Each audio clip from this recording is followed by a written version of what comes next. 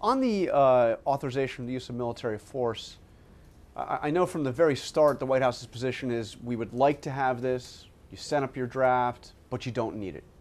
As a legal matter, that is just a fact. So will you consider it a setback? I mean, it certainly appears to be going nowhere, and not just because of the latest developments with Speaker Boehner, but I can't really find any Democrats up on Capitol Hill that have gotten behind what the White House sent up. Have you is it going to be a major setback if you don't get this as it looks? As I told Justin, I think it would be a significant disappointment if Congress continues to be AWOL when it comes to the AUMF. That for members of Congress to stand up as often as they have and insist that the president respect the role that they have to play when it comes to national security, and for them to demand meetings with the administration that were organized by the administration, to demand language from the administration that the president sent up, to demand that administration officials participate in congressional hearings on this matter, and we sent up the Secretary of Defense and the Secretary of State to testify on it. I mean, at some point, somebody in Congress needs to assume responsibility for this and not just complain about it the whole time. But when you look at all that's happened since the White House sent up the draft of authorizing the use of military force, you've seen setback after setback. You've seen some successes, but you've seen huge setbacks like we've seen in Ramadi, the most significant. You've seen the reports that ISIL is not only operating in Syria and Iraq, but they are exporting operations to Libya. Doesn't it make sense to say maybe the strategy needs to be overhauled? I mean, since you sent that document up to Capitol Hill, the situation in a whole variety of ways has gotten much worse. Maybe it's time for a different strategy. Well, that's not unreasonable, is it? I think it's a different question.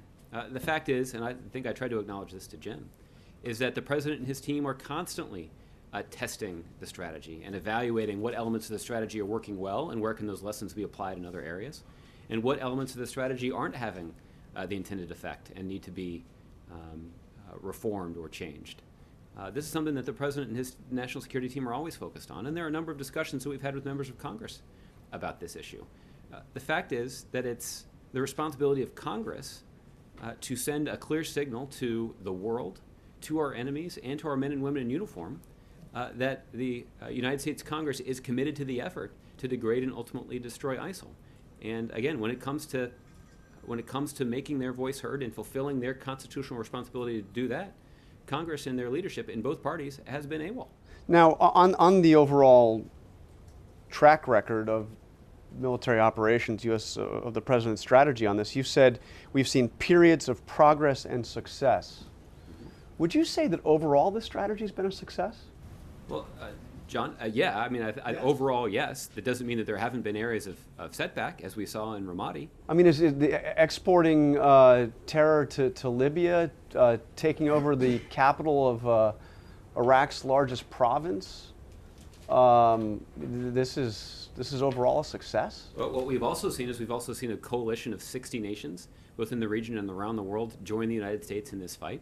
We've seen a new prime minister take office in Iraq and unite that country and deploy a multi-sectarian security force against ISIL that has succeeded in liberating important areas of Diyala and Babel and Nineveh and the Kirkuk provinces. We've seen important Iraqi security force gains in Tikrit and Ramadi. We've also seen strategic areas like Sinjar Mountain and Mosul Dam, where Iraqi security forces have emerged victorious. So we have seen a lot of success, but we've also seen significant periods of setback, and that's part of what a military conflict is going to be, particularly one that's going to be a long-term proposition like this one.